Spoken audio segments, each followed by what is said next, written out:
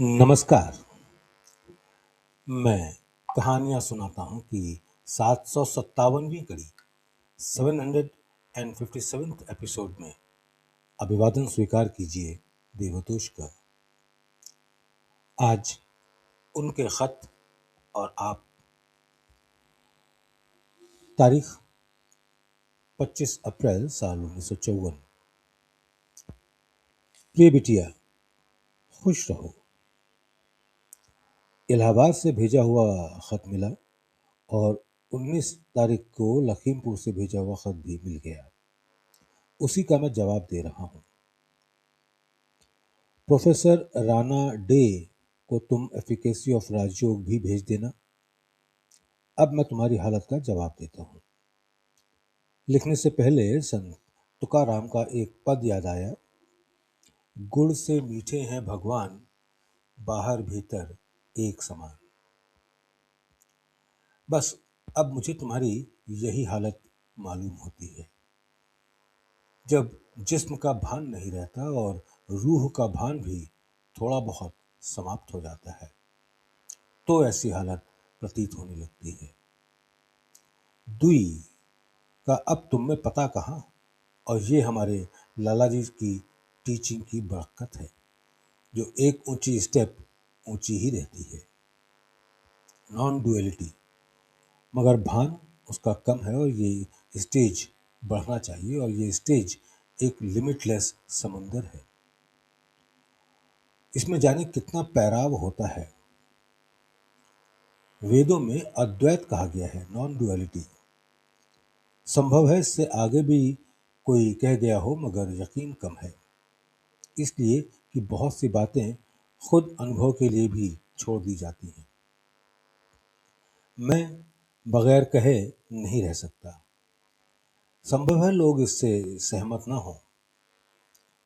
जब हम ऐसी हालत में पहुंच जाते हैं कि जहां ना डुअलिटी मालूम होती है ना नॉन डुअलिटी, इस तरह पर, यानी इसकी पहचान ये है कि चाहे 100 वर्ष या 1000 वर्ष तक द्वैत अद्वैत पर मेडिटेट करें, तो भी ये ख्याल में ना आवे कि हम डुअलिटी में हैं या नॉन डुअलिटी में। तब ये हालत सिद्ध हुई।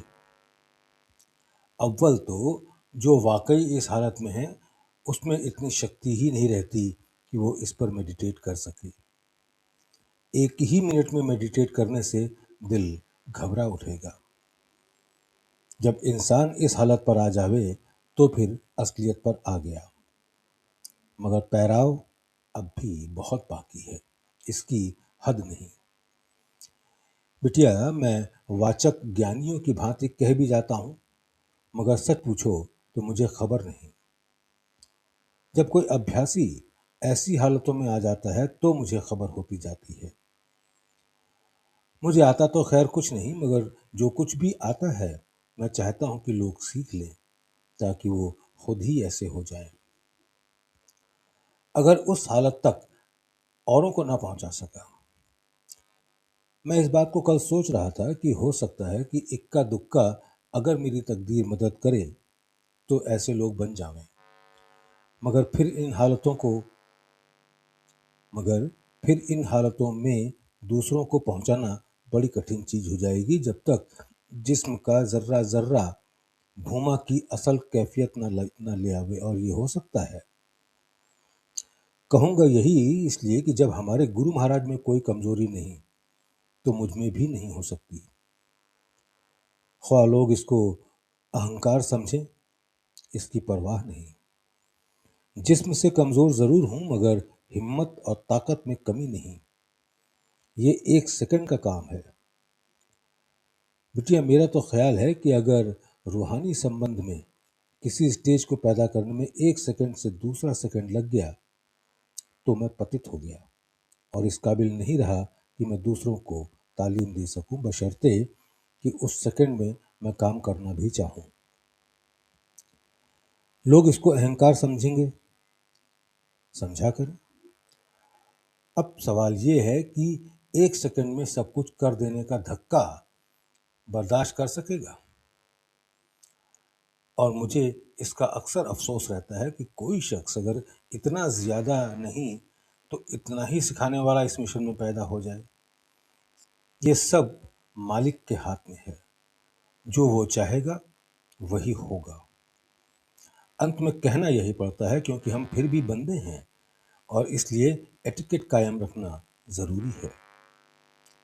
हमारे यहाँ तो ये हाल है कि अगर हम चाहें स्पेशल विल से तालीम करना तो लोग मेरे ख्याल में जंजीर डाल देते हैं। अब ये उनकी किस्मत है या मेरी? पूजा के वक्त जो तुम्हें दुई समझ पड़ने पर घबराहट मालूम होती है, इसके बारे में मैंने जो खत इलाहाबाद भेजा था उसमें लिख चुका हूँ। तुम्हें पूजा कराने का ख्याल तो नहीं हो जाता है, इसलिए ये चीज़ महसूस हो जाती हो। तुम्हें पूजा कराने का ख्याल तो नहीं हो जाता, इसलिए ये चीज़ महसूस हो जाती हो। आगे बढ़ने पर मुमकिन है ये बात खुद ब खुद ना रहे। मैंने XY स्थान से अभी आगे नहीं बढ़ाया है, ताकत अच्छी पैदा हो गई है, मगर अभी और ताकत पैदा होने का इंतज़ार है। इसका असर अभी कुल जिस्म में नहीं भिला है। ईश्वर ने चाहा ये भी हो जाएगा। ठहराव नहीं है, ताकत बढ़ रही है। भाई बहनों को आशीर्वाद। शुभचिंतक रामचंद्र।